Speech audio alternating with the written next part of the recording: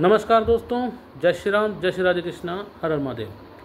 मित्रों, पूर्व में हमने 3-4 दिन पहले वीडियो बनाई थी गरबा पर।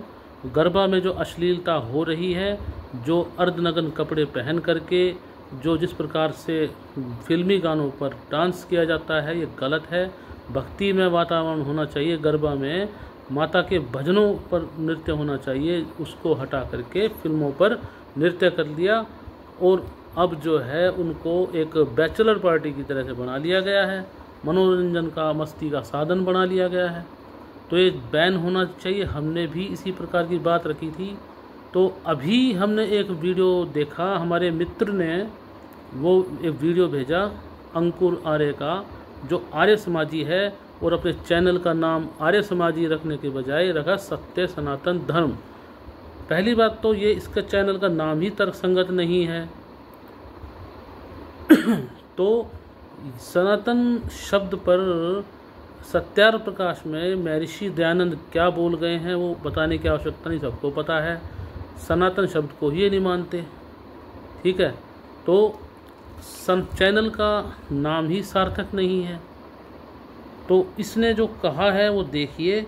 गरबा के विषय में इसने बोला है, गरबा में जो अश्लीलता फैल रही है और जो कपड़े जो अश्लील बनाए गए हैं वो पुराणों के आधार पर बदले गए हैं।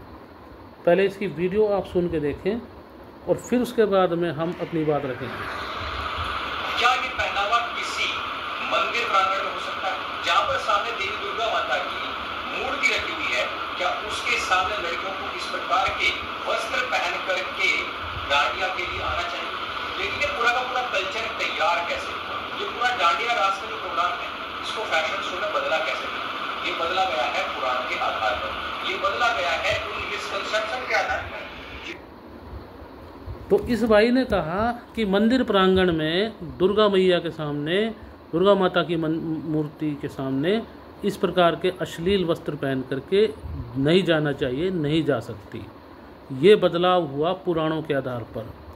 तो भैया ऐसा है, आपने ये मदिरा का सेवन करके बोला है या प्रमाणों के आधार पर? मैं इसीलिए बोल रहा हूँ, यदि आप मदिरा का सेवन नहीं करते तो आप ये बताइए, आपने किस आधार पर ये कहा कि पुराणों के आधार पर ये गरबा में बदलाव किया गया? उनमें जो भजन थे, भक्ति में भजन, उनकी अपेक्षा फिल्मी गानों पर जोर दिया गया पुराणों के आधार पर तुम्हारे अनुसार।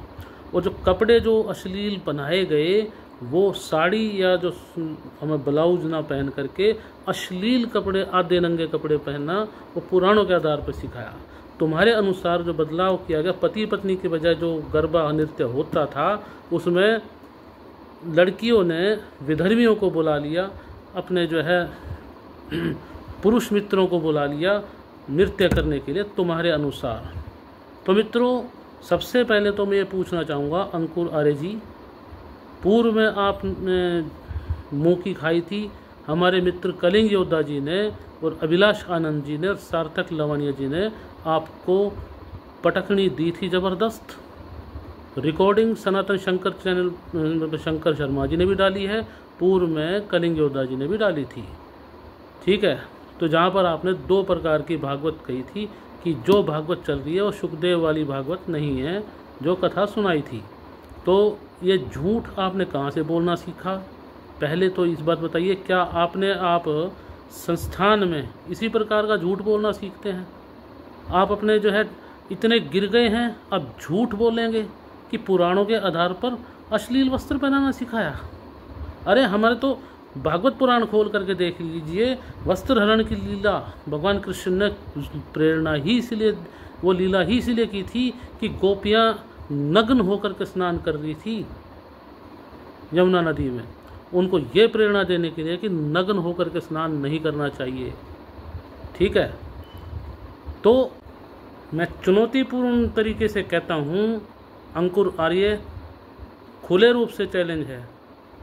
18 पुराणों में से जो महाभारत में आदि पर्व में वर्णित हैं, वहाँ से किसी भी पुराण में से तुम ये दिखा दो लिखा हुआ कि गरबा या किसी भी उसमें फंक्शन में गीत में को अश्लील कपड़े पहनना, अश्लील नृत्य किसी भी पुराण से सिद्ध होता है।